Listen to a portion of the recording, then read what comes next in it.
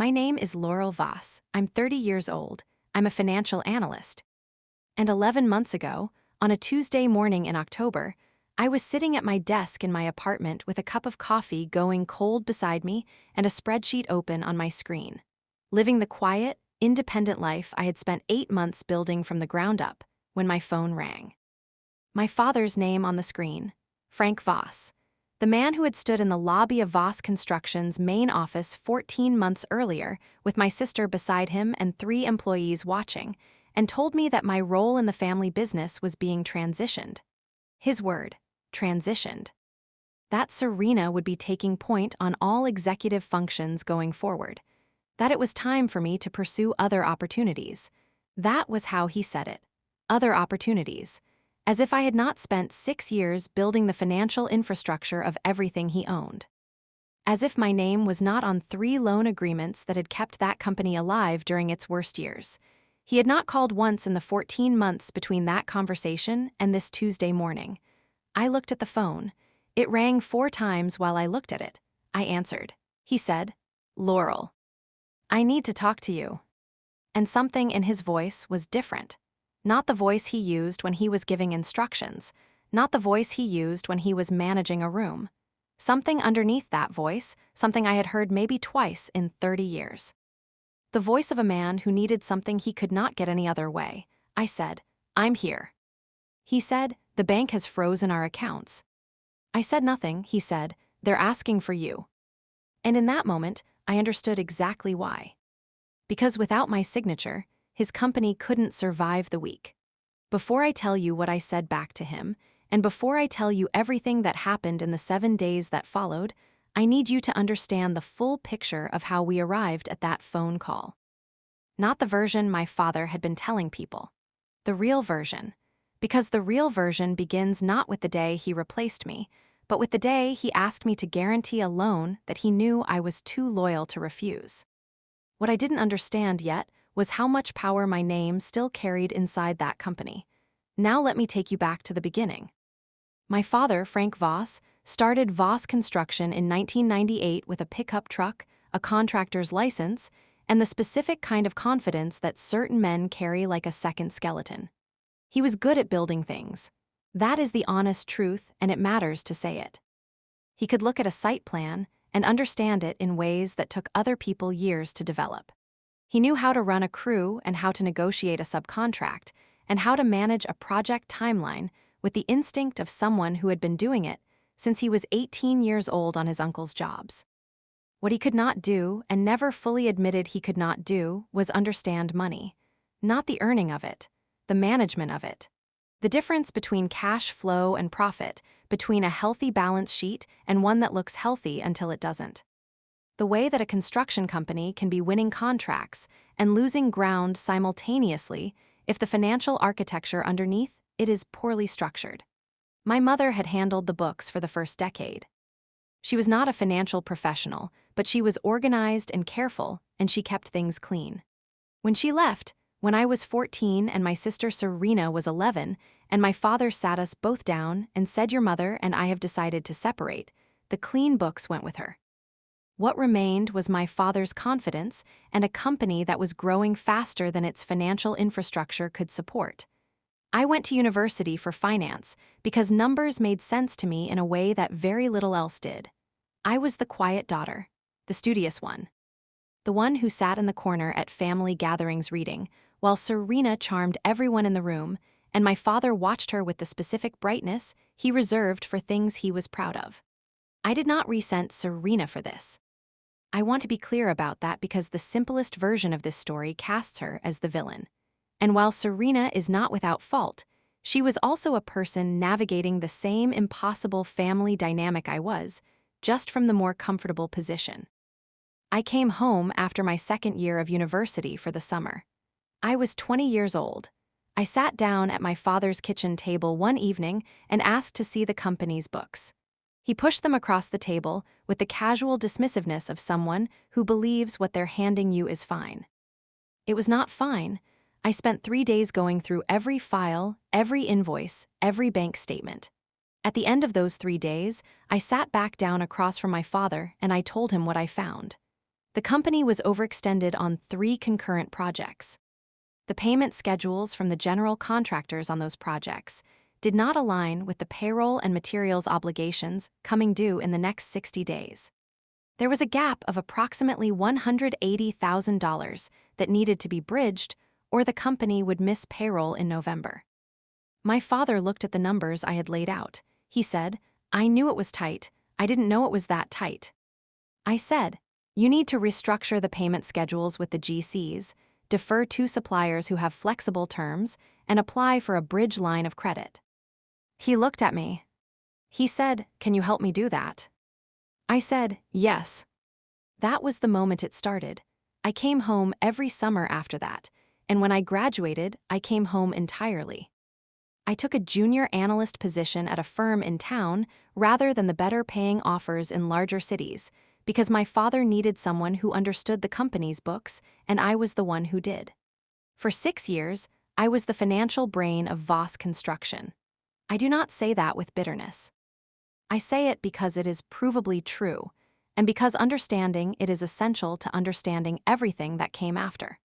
I modernized the accounting system, moving from a patchwork of spreadsheets and a bookkeeper who came in twice a month to a proper cloud-based accounting platform with real-time project cost tracking. I structured the company's cash flow management so that the payment timing on inbound contracts aligned with outbound obligations.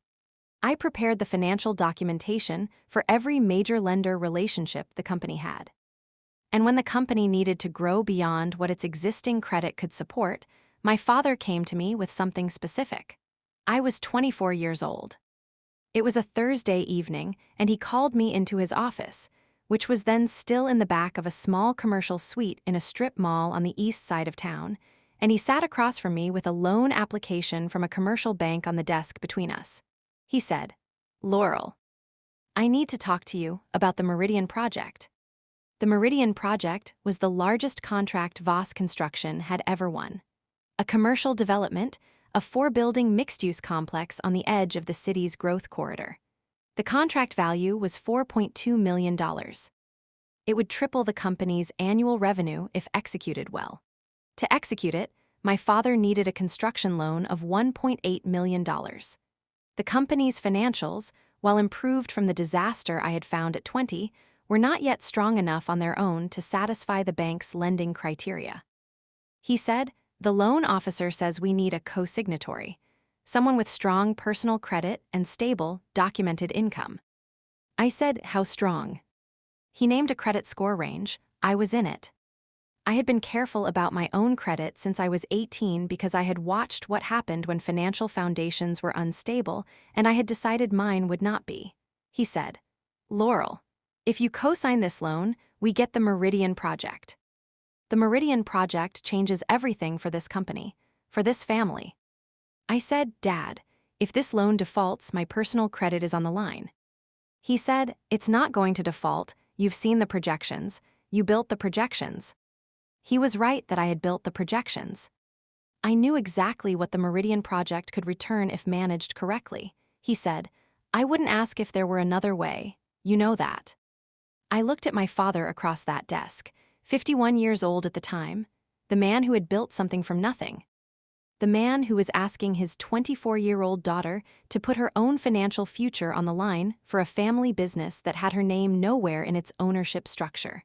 I should have thought harder about that last part. I said, "Okay." He said, "Thank you. I knew I could count on you." The Meridian Project was the first. Over the next 3 years, as the company continued to grow and expand into larger contracts, there were 2 more. Another construction loan at 26, this one for $2.3 million for a municipal infrastructure project. And a corporate credit guarantee at 27 for a revolving line of credit that the company used for operating capital. 3 separate financial instruments.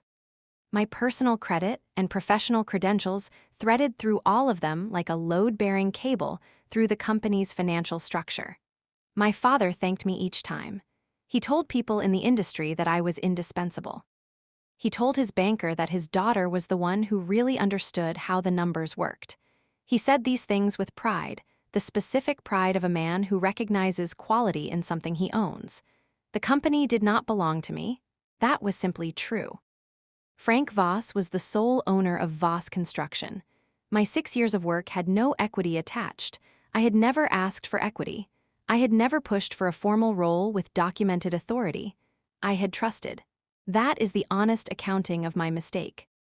I trusted my father the way you trust the person who raised you, which is to say, in the specific and total way that bypasses the due diligence you would apply to any other relationship in the world. I trusted him because he was my father, and because every time he came to me with something he needed, I told myself that the giving was what family was, and that eventually the giving would be recognized in some form that I didn't need to specify in advance. I was 28 years old when I understood that trusting someone and being safe with them are not the same thing. My sister Serena is 27 years old. She studied communications in college, which she did not finish. She worked at a PR firm for 18 months before deciding she found it tedious. She had worked at 2 other places in the time between that and joining Voss Construction at 24 in a role my father described as business development, which meant she attended networking events and cultivated relationships and smiled at the right people in the right rooms. She was exceptionally good at that last part. I do not say that dismissively. Relationship capital is real capital in the construction industry. Contracts are won on trust and track record and the sense that the person across the table is someone you want to do business with. Serena generated that feeling effortlessly in every room she entered. What she did not have was financial literacy. She could not read a balance sheet. She did not know the difference between a lien waiver and a letter of credit. She had no understanding of the legal instruments that constituted the company's financial architecture because no one had ever asked her to understand them. That was not her failure. It was my father's. Because my father had made a decision, somewhere in the years between his daughters, that what the company needed going forward was not the daughter who understood how it worked, but the daughter who could represent how it looked. He had decided that the next chapter of Voss Construction was a marketing story, not a financial one. That the company's growth phase was over and its visibility phase was beginning. And for the visibility phase, Serena's gifts were more useful than mine. That is, perhaps, a defensible business logic. What was not defensible was how he executed it. The first sign came when I was 28. He began including Serena in meetings from which I had previously been the primary analytical voice, not awkwardly. Naturally, in the way of someone who has been managing the transition in his own mind for longer than anyone else knew. He started introducing Serena at industry events as his partner, not his daughter in the company, his partner. The specific weight of that word, applied to her and not to me, was something I noted and filed and told myself meant nothing. Then he began revising my role internally, not formally. Not with a conversation or a memo or anything that could later be pointed to as a decision. Just with the small daily erosions that accumulate into a new reality before you've named what's happening. My analysis stopped being requested before meetings. My projections stopped being presented to lenders as the company's primary financial documentation. A CFO firm was brought in on a consulting basis, which my father said was to reduce my workload. I said, I don't find my workload excessive. He said, it'll be good to have outside perspective. I said, Dad, I've been doing this for 6 years. What outside perspective do we need that we don't have internally? He said, Laurel, it's not a reflection on you.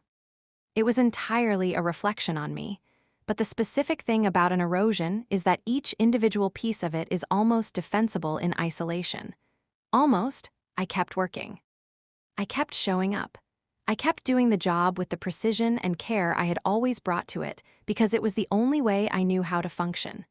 Then, 14 months before the phone call on the Tuesday morning, my father did the thing that made the direction unmistakable. He went public.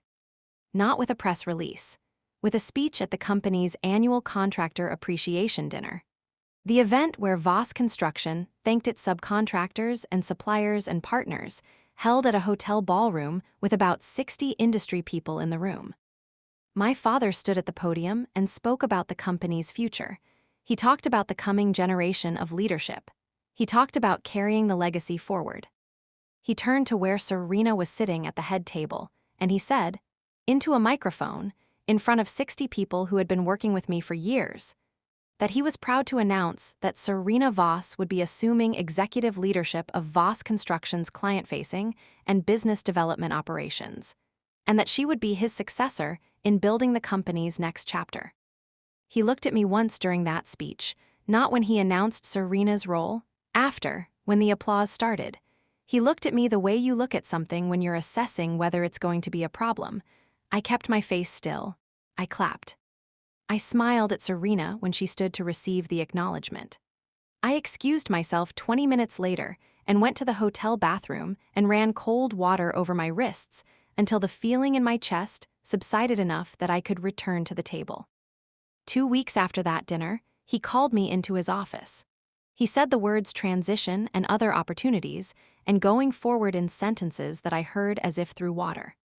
I understood them clearly, but they arrived at a remove, the way things do when your mind is protecting you from the full impact of them in real time. He said, I think you know this has been coming, Laurel. I said, no, I didn't. He looked at me, this is better for everyone. I said, Dad, my name is on 3 loan agreements for this company.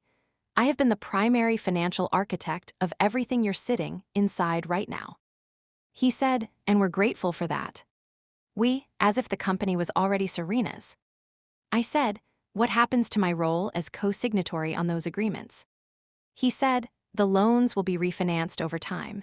It's not something to worry about. Over time, not now, over time. Which meant, not before I need you to leave, I said. I want that in writing, Dad. I want a formal commitment to refinancing those instruments and removing my personal guarantees. He said, Laurel, let's not make this adversarial. There it was, the word that families use when they want accountability without consequences. Adversarial. As if asking for documentation of what I was owed was an act of aggression, I said, I'm not making this adversarial, I'm asking for documentation. He said, I'll have our attorney look at it. His attorney did not contact me, not in the following week, not in the following month. Not in the 14 months between that conversation and the Tuesday phone call. I left, not that day.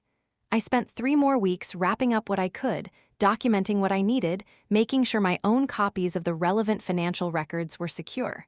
Then I left. I moved to a different part of the city. I leased a small apartment with a good desk and windows that face south. I found a position at an independent financial consulting firm where I could use the skills I had spent 6 years applying to my father's company on behalf of clients who would actually credit me for them. I did not hear from my father for 14 months. I heard from Serena twice.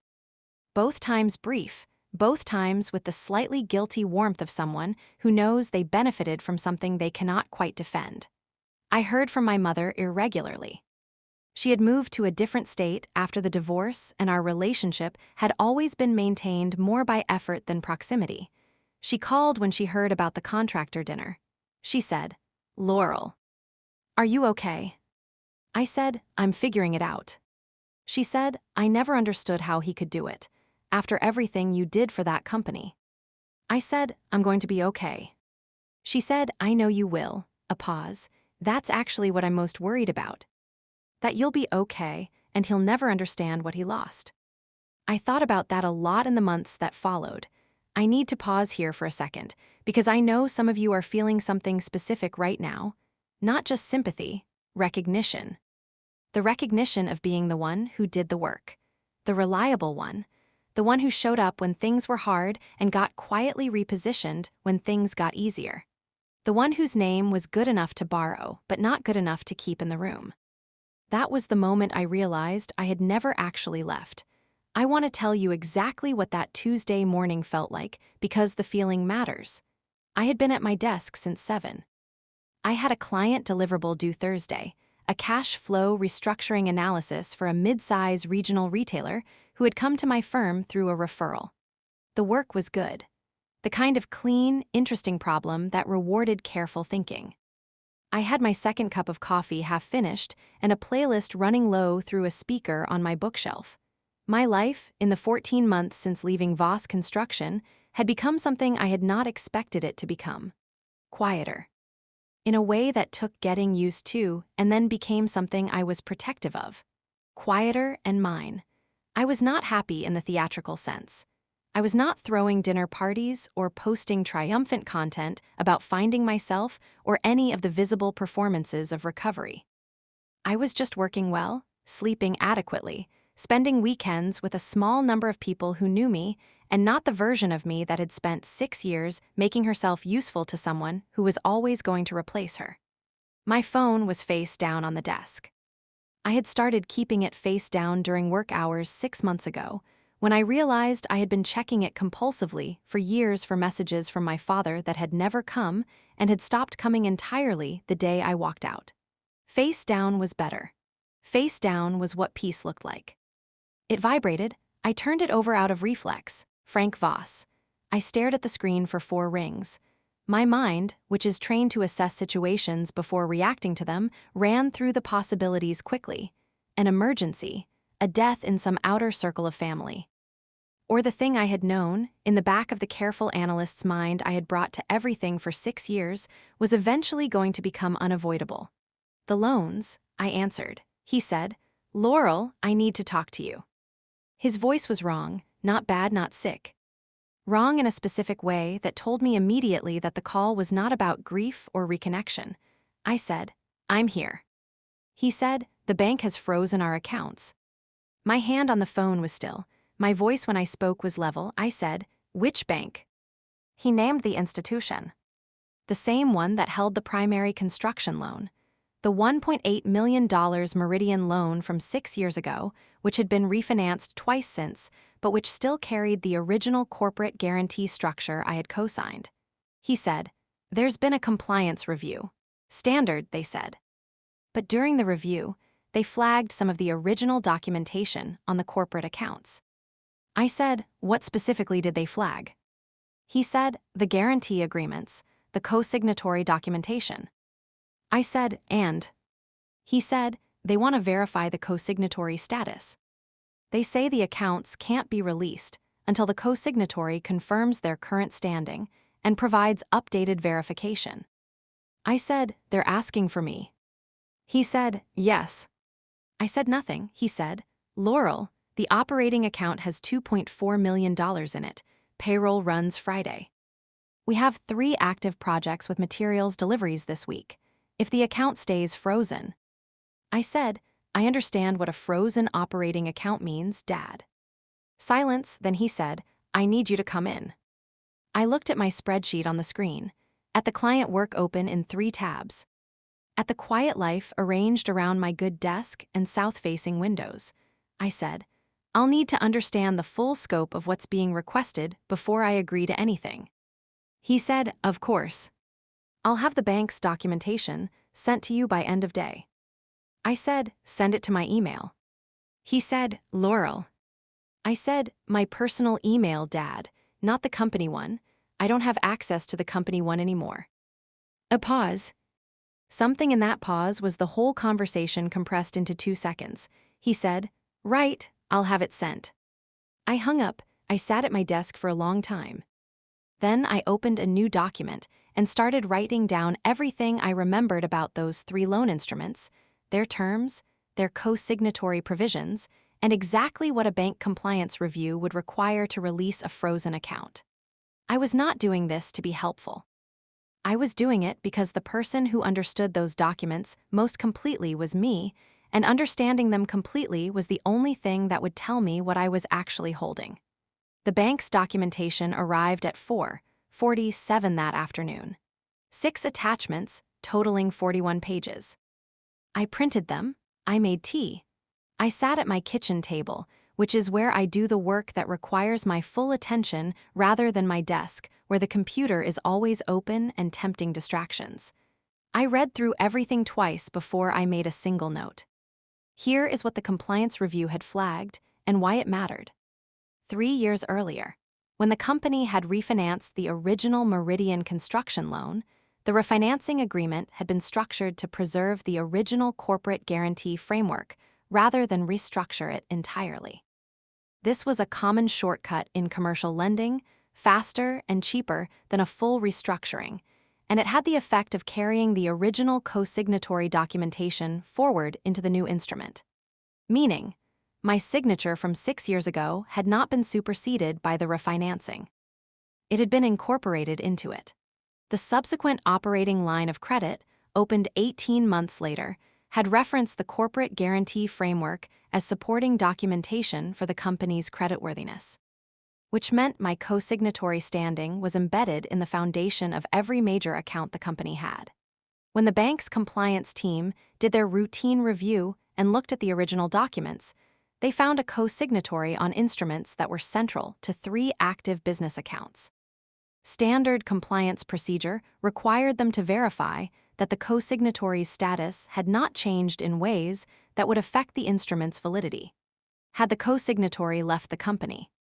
Had there been any change in the co-signatory's legal standing or financial circumstances that should be disclosed? Did the co-signatory confirm their ongoing acknowledgement of the obligations? Until those questions were answered, the accounts were frozen.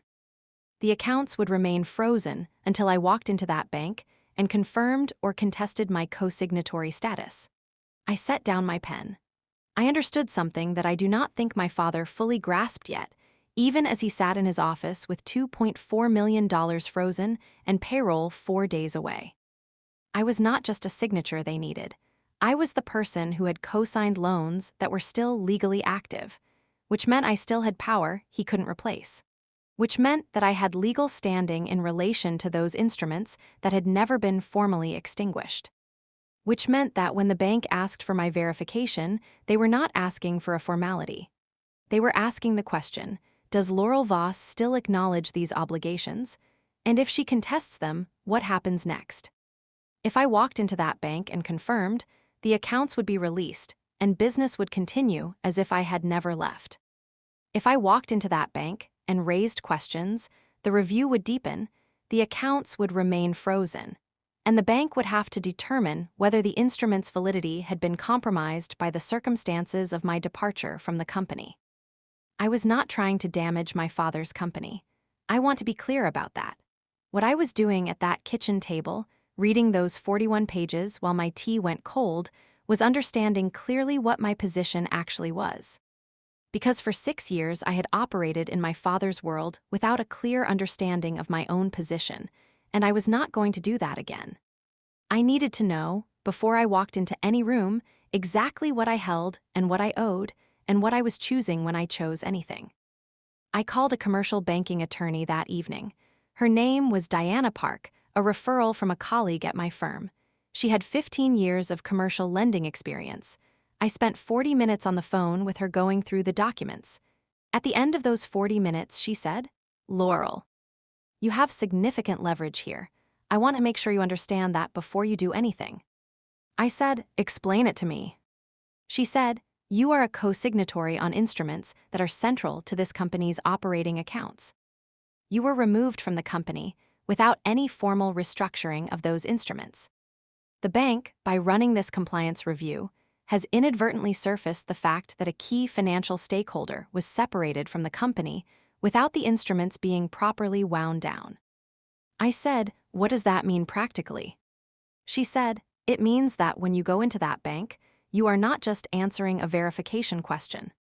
You are the person who has standing to demand a full accounting of how those instruments have been managed since your departure, whether any obligations attached to them have been properly maintained, whether your co-signatory status was disclosed accurately in subsequent filings." I said, "And if it wasn't?" She said, "Then the instruments have compliance issues that go beyond a verification question." I sat with that. She said, "I'm not suggesting you use this adversarially. I'm suggesting you understand what you're holding before you walk into that bank, because right now your father is calling you because he needs this resolved quickly. The urgency is his, not yours." The urgency is his, not yours. I wrote that down. I said, "What would you recommend?" She said, "Retain me formally. let me draft a letter to the bank acknowledging the compliance review and requesting a meeting, not just you walking in to sign something. A structured conversation about how this gets resolved properly. I said, properly meaning what? She said, meaning with documentation of your departure from the company, clarification of your current standing relative to the instruments, and a clear pathway to either confirming your co-signatory status with appropriate compensation for the ongoing liability or formally winding it down in a way that's clean for both parties. I said, my father is going to see this as adversarial. She said, your father removed you from a company while leaving your name on financial instruments that exposed you to personal liability. He hasn't contacted you in 14 months. He is now calling because he needs you. The adversarial moment was not you asking to be treated correctly. I hired Diana Park that evening.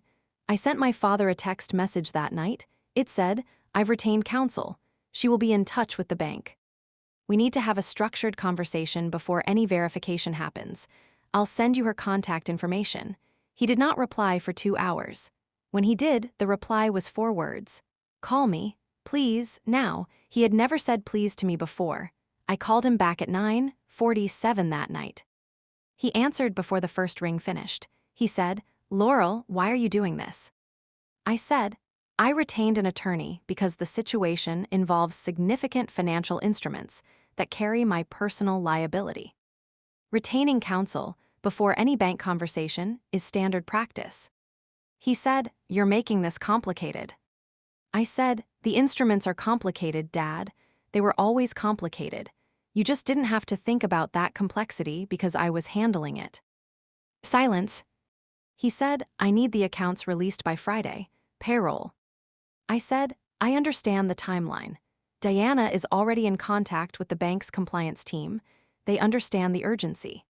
He said, Laurel. His voice shifted, lower. The specific register of a man who has decided to try sincerity because everything else has stopped working. I know the last 14 months have been difficult. I know the transition was handled. I said, don't. He stopped. I said, do not give me the word transition right now. You stood in the lobby of your office and told me my role was being transitioned and to pursue other opportunities in front of employees without a single prior conversation about what was happening.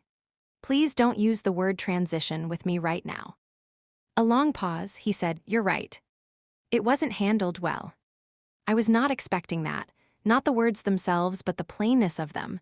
No qualifications, no pivot, just you're right, I said. No, it wasn't. He said, I thought, he stopped, he started again. I thought you'd land on your feet, I knew you'd be fine. You're always fine. I said, you thought I'd be fine so you didn't have to think about whether what you did was right. He said nothing. I said, the loans, Dad. When I asked you to put the refinancing of those instruments in writing, you told me it wasn't something to worry about. Then your attorney didn't contact me for 14 months. And now you're calling me because the bank found what I knew was still there. He said, I didn't know the compliance review would flag it. I said, the compliance review flagged it because it's there, because you didn't refinance it. Because removing me from the company without addressing those instruments was not a thing that could be done properly by just not doing it. He said, what do you need from me, Laurel? He had never asked me that before, that question coming from that man. 14 months of silence and a contractor's dinner and the word transition and then, what do you need from me? I took a breath. I said, I need 3 things. He said, tell me.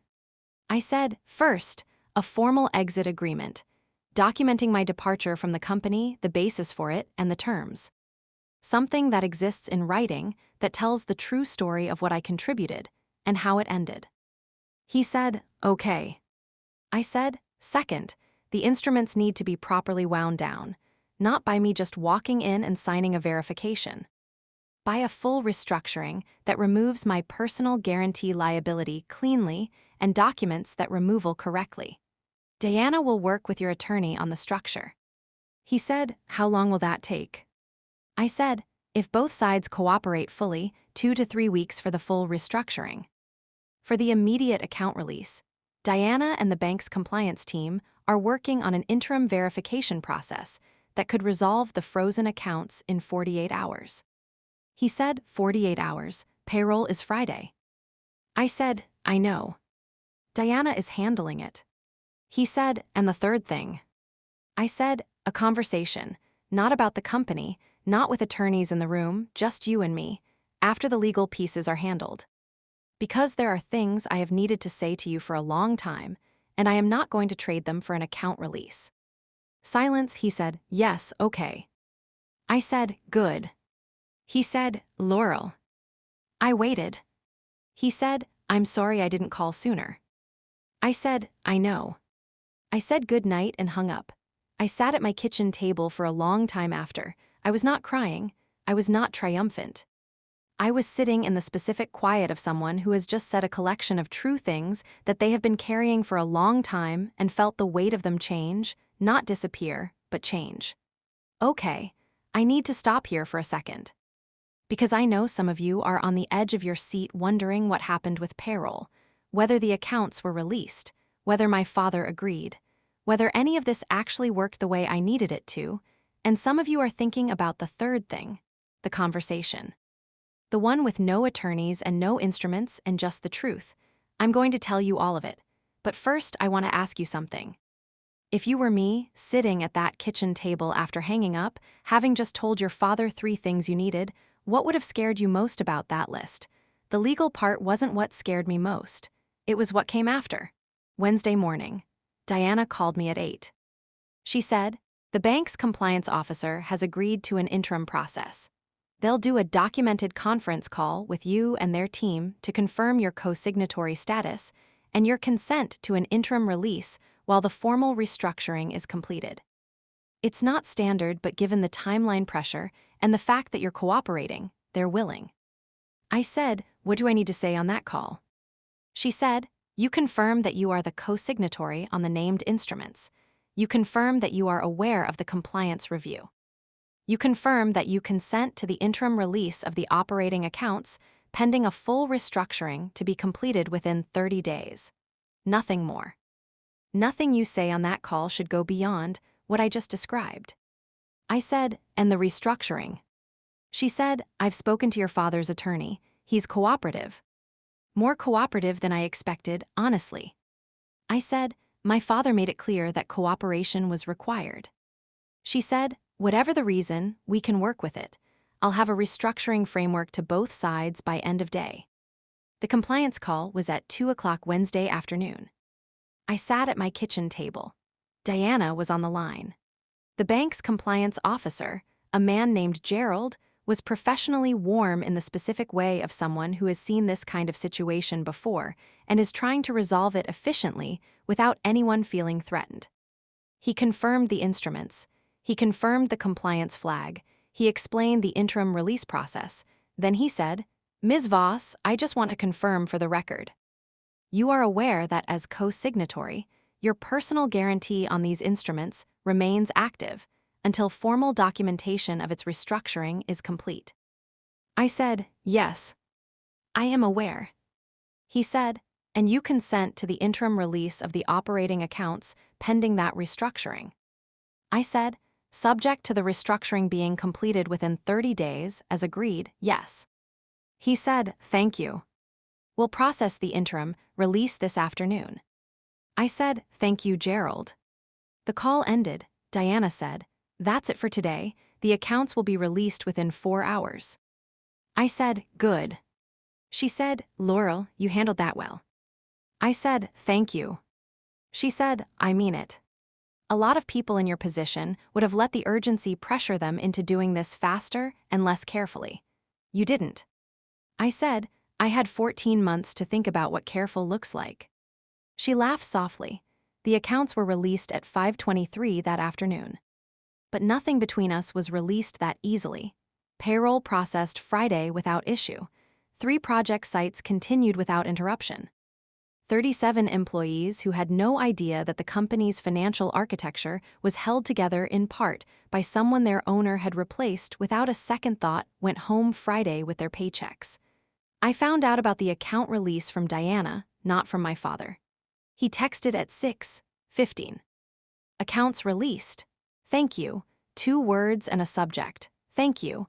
After 6 years of contribution and 3 loan agreements and a compliance review that had cost him 4 days of panic.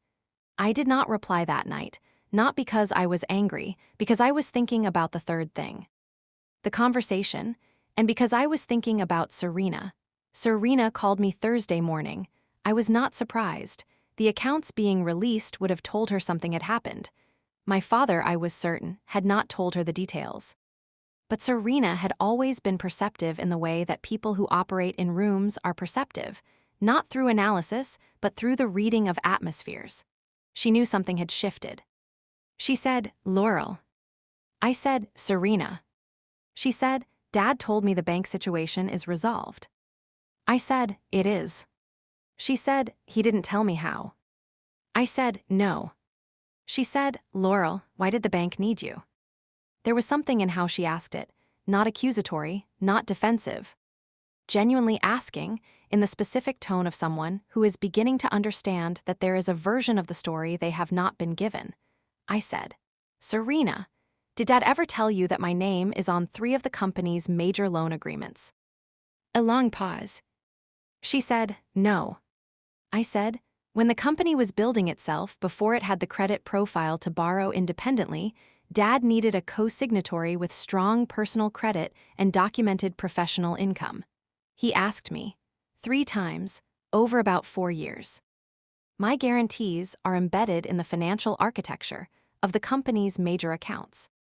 She was quiet. I said, "The bank's compliance review flagged me as a required co-signatory. The accounts couldn't be released without my confirmation. That's why they needed me." She said, "Laurel, I didn't know." I said, "I know you didn't." She said, "He never told me." I said, "No." She said, "So when he said I was taking over, when he stood up at that dinner and her voice changed, not toward me, something interior. He stood up at that dinner and said I was the future of the company, and the whole time your name was still on the loans that kept the company running." I said, "Yes." She was quiet for longer this time, long enough that I thought about speaking and decided to wait. She said, "Laurel, I'm sorry." I said, "Serena." She said, "No, listen, I should have called you after the dinner. I should have called you the next day and told you that I wasn't okay with how it was done. I didn't because I didn't want to make it harder, and I didn't want to choose, and I told myself you'd be fine because you're always fine and—" She stopped. I used the same excuse he did. I said, "You did." She said, "I'm sorry." I said, "I know." She said, "What happens now?" I said, "The instruments get properly restructured. My guarantee liability gets wound down cleanly. Diana and your father's attorney are handling it." She said, "And the company?" I said, "The company is fine. The operating accounts are released, your projects are running." She said, "That's not what I meant." I said, "I know." She said, "Are you going to come back?" I thought about that. The specific question of it, whether coming back was something I wanted, whether the version of the company that existed now, with Serena in the role my father had designed for her, was something I could re-enter in a way that was clean. I said, "No. I don't think so." She said, "Okay." I said, "But Serena, now that you know what I knew, you need to understand what you're actually inheriting. It's not just the client relationships and the business development. It's the financial instruments, the loan obligations, the banking relationships that exist because of the work that was done before you arrived. You need to understand all of it." She said, "Will you help me understand it?" I thought about that for a moment. I said, "Yes, but not as an employee. As a consultant, on a paid engagement with a proper agreement. Because I am not doing unpaid work for this family's business again." She said, "Fair." She said, "More than fair." We talked for another 20 minutes, not about the company, about other things. The small details of each other's lives that had gone unshared for 14 months. Her apartment, my south-facing windows, the ways we had both navigated a family structure that had never been quite honest with either of us. When I hung up, something had shifted. Not everything, but something. The restructuring framework that Diana drafted was sent to my father's attorney on Thursday afternoon. It was comprehensive, 18 pages. It covered the formal exit documentation, the instrument restructuring timeline, the wind down of my personal guarantees, and the terms of the consulting engagement with Serena that I had agreed to conditionally. My father's attorney responded Friday morning. He had revisions, 11 of them. I will not walk you through all 11 because some were genuinely minor, but 3 of them were not. The first was a revision to the exit documentation that would have characterized my departure as voluntary and mutually agreed upon. My departure had not been voluntary in any meaningful sense. It had been a managed removal dressed in transition language. I was not going to sign a document saying otherwise. I told Diana to reject that revision and propose language that described the departure as a restructuring of roles initiated by company leadership. Factual, neutral. Not false in either direction. My father's attorney pushed back. The second revision was to the consulting engagement terms. The framework had set my consulting rate at market rate for my level of experience. His attorney proposed a rate approximately 30% below market, citing the fact that the work would be internal and therefore different from client-facing consulting. Internal versus client-facing is not a distinction that affects a financial analyst's market rate. I know this because I am a financial analyst and I have billed both types of work. Diana pushed back. His attorney pushed back harder. By Friday afternoon, we were in the specific uncomfortable territory of a negotiation that is being conducted under time pressure from one side only. My father called me Friday evening. He said, "Laurel, can we move this along? The full restructuring needs to be done in 30 days and we're spending time on language." I said, "Dad, your attorney is proposing revisions that mischaracterize my departure and undervalue my consulting work. I'm not going to sign either of those." He said, "The departure language." I said, "Was not voluntary, Dad. You know that, I know that. Your attorney knows that. I am not going to sign a document that says it was." He was quiet. He said, "The consulting rate." I said, "Is market rate." Which I know because I work in the market. He said, "Laurel, can you just—" He stopped. He started again. "I know I don't have leverage here. I know you're holding this up because I didn't handle things correctly and you have every right to be where you are. But can you meet me somewhere?" I said, "On which revision?" He said, "The departure language. If I agree to your language on that, can you come down on the consulting rate?" I thought about it. Deanna and I had discussed this possibility. She had advised me that the departure language was the more important of the two, and that a slight adjustment on the consulting rate within a range she had defined was acceptable if it moved the overall agreement forward. I said, "Give me the departure language I proposed, and I will accept a consulting rate 10% below my stated rate, not 30%, 10. He said, 20. I said, 15, final. A pause. He said, 15. I said, "Tell your attorney." He said, "Okay." And then he said something that was the second thing that nearly undid me. He said, "Laurel, can I ask you something?" I said, "Yes." He said, "Did you know, when you answered the phone Tuesday morning, did you already know what was in those documents?" I said, "I knew what I had signed years ago. I knew the instruments hadn't been refinanced. I didn't know specifically what the compliance review had flagged until you sent the documents." He said, "But you knew there was something still there." I said, "Yes." He said, "And you answered anyway." I said, "Yes." He said, "Why?" That question, not a legal question. Not a business question, a real one. I thought about it honestly. I said, "Because 37 people's paychecks were on the line and that wasn't their fault.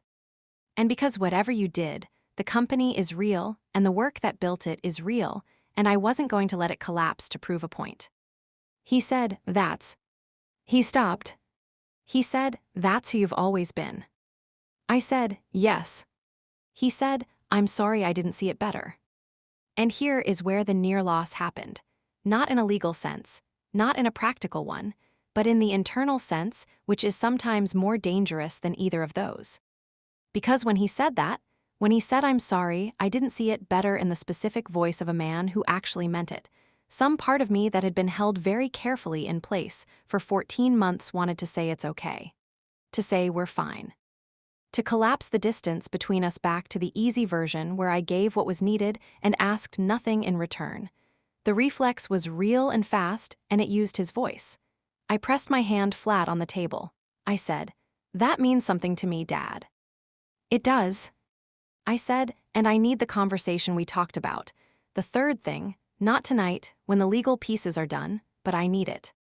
He said, "Yes." I said, "Good night." I hung up, I breathed. I had not said it was okay. I had not given back the ground I had earned. I had let his apology matter to me without letting it erase everything that came before it. That was the hardest thing I did in the whole process. Not harder than the compliance call. Not harder than the negotiation. Harder than both of them combined. The full restructuring agreement was executed 26 days after the first phone call. Diana had it countersigned by both my father and his attorney. I signed with her present on a Tuesday afternoon, at her office, at a conference table with good light and a view of the city. The exit documentation described my departure as a restructuring of roles initiated by company leadership following my 6-year contribution as primary financial architect and analyst of Voss Construction's accounting systems, loan portfolio, and financial infrastructure. It did not say voluntary. It said the truth. The instrument restructuring formally wound down my personal guarantee liability on all 3 instruments. My co-signatory status was properly released, documented, and filed with the relevant institutions. My name was off the loans. For the first time in 6 years, I was completely free.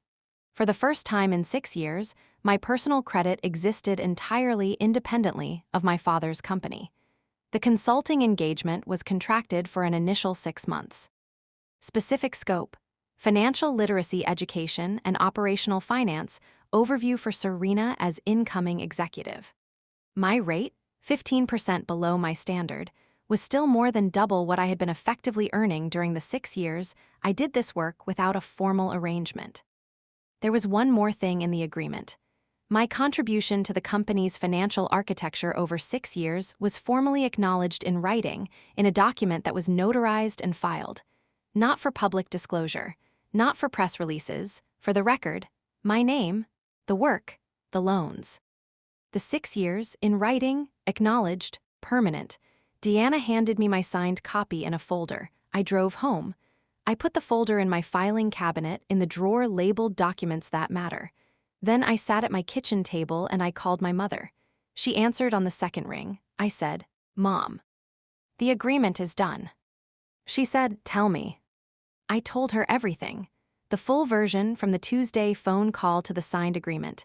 She listened without interrupting, which was unusual for her in the best way. When I finished, she was quiet for a moment. Then she said, "Laurel, I want to ask you something." I said, "Okay." She said, "Are you glad you answered his call?" I thought about it. I said, "Yes." She said, "Why?" I said, "Because not answering would have made me the person he told himself I was, the one who walked away. The one who didn't care about the work, or the people, or the thing that was real about that company even if everything around it was complicated." She said, "And now?" I said, "Now my name is off the loans. My contribution is in writing.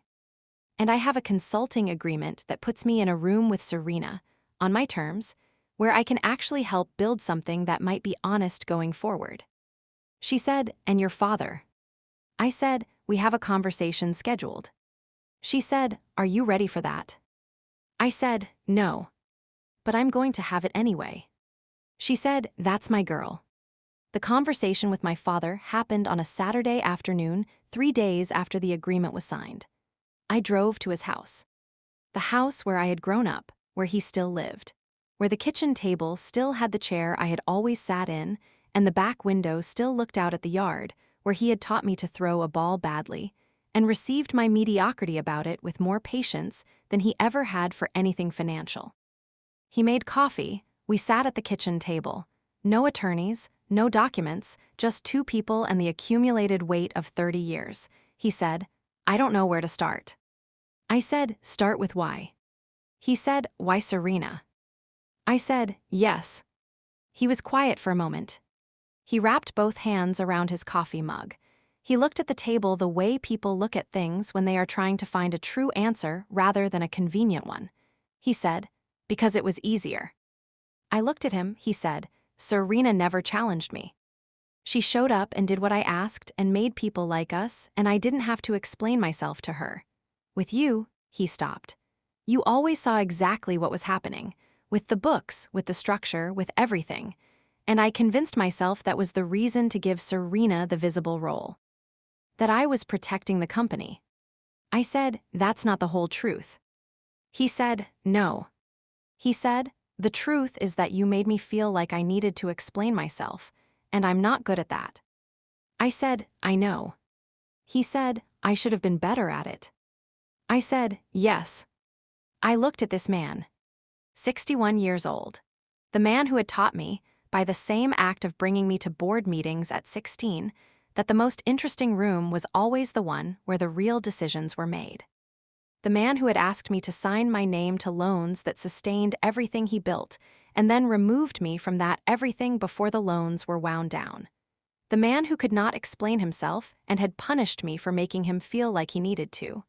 I said, Dad, I don't need you to have been perfect. I needed you to have been honest. He said, I know.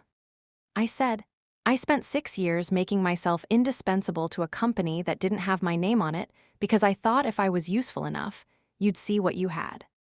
I thought the work would speak for itself. He said, it did, I just wasn't listening the right way. I said, no. You heard it and you used it, and when it was no longer convenient to acknowledge it, you called it a transition and handed me the door. He said, yes. The word sat there between us. I said, I needed you to fight for me the way you fight for everything you build.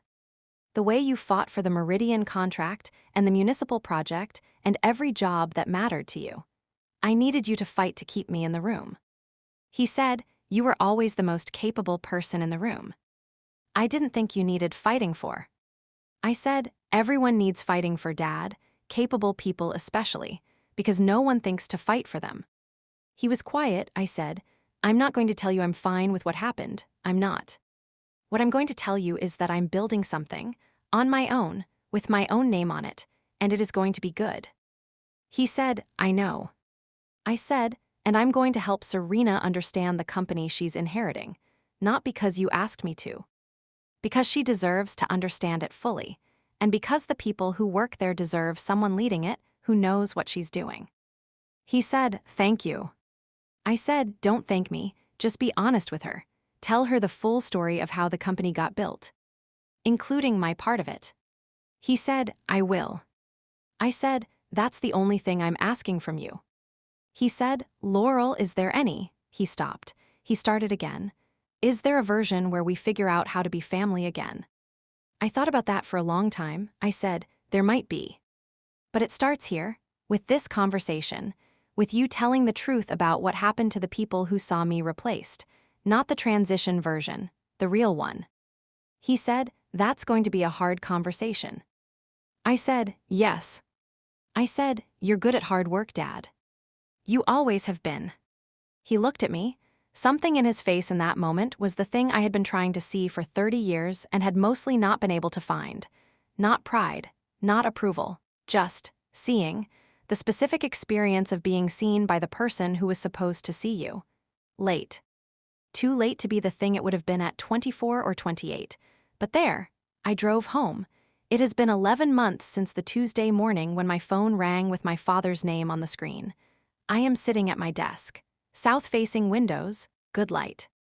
The spreadsheet for the Thursday client deliverable is open and almost finished because I work better now than I ever have, which is the specific gift of doing your work without the ambient anxiety of someone else's approval being the measure of its value.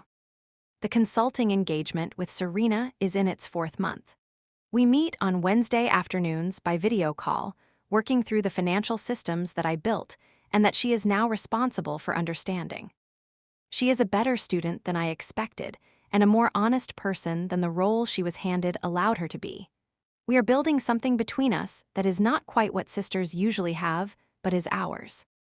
My father told the true version of the company's history to the Contractor Appreciation Dinner audience at this year's event. Serena told me about it afterward. She said he stood at the podium and acknowledged directly that the company's financial infrastructure had been built by his daughter Laurel during a critical period of growth, and that her contribution had been foundational in ways that were not previously acknowledged. She said the room was quiet for a moment after he said it. Then people nodded. The way people nod when they recognize something true that they had suspected but not had confirmed. I was not there. I had not been invited and I had not asked to be, but Serena texted me afterward. She said, "He said it, the whole thing. I wanted you to know." I said, "Thank you." She said, "He cried in the car after. I thought you should know that too." I held my phone for a while. My father is not a changed man, not fully, not in the way that would make a clean ending. He is 61 years old, and the habits of 61 years do not dissolve because a bank's compliance review and a daughter's attorney created a 30-day window of reckoning. He is still the person who found it easier to replace me than to explain himself to me. But he stood at a podium and said my name, and he cried in the car. That was when I knew he finally understood what he had done. That is not nothing. It is not everything, but it is not nothing. I want to say something to anyone watching this who recognizes the specific thing I spent 6 years doing. The quiet work, the behind-the-scenes architecture. The signing your name to things because you were trusted and capable, and because you could not yet see the difference between being trusted and being used. The being fine, always fine, until fine became the reason no one thought you needed anything. I want to say, your fineness does not protect you. People who are always fine are not people others protect. They are people others rely on precisely because the protection is assumed to be unnecessary. And the gap between fine and actually okay is something you can carry for an extraordinarily long time before a bank's compliance review or an accounting discrepancy or a Tuesday phone call makes the gap visible. When the gap becomes visible, you are allowed to step into it. You are allowed to say, "This is what I contributed, and this is what I am owed, and this is what happens if those two things are not honestly addressed." Not with anger. With clarity, the clarity is enough. It is, in fact, the most powerful thing you have. My name was on 3 loans for 6 years. Those loans built something real. My name has been off them for 11 months. What they built is still standing. And it is standing because I built it well enough to last even after I was replaced. That is either the saddest thing about this story or the most satisfying one. Some days it is one. Some days the other. Most days, sitting at my desk with the south-facing light and the work that is mine and the name that belongs only to me, it is the most satisfying. I am a financial analyst. I own my own practice, a small one, 1.5 years old and growing. My name is on the door. And no one could take it away from me again. That is not a metaphor. My name, on the door, I put it there myself. Thank you for being here through every part of this. I want to hear from you. Have you ever been the one who held something together that no one acknowledged until they needed you to hold it one more time? Have you ever been replaced by someone who couldn't do what you did in a role that was quietly built on what you gave? Drop a comment. Tell me your version of the foundation. Tell me what you would have done on that Tuesday morning when the phone rang. And tell me this, would you have answered? Subscribe if you haven't. Share this with the person in your life who is always fine and never asks for anything. They need to know their fineness is worth more than it's being paid. Until next time, put your name on the door.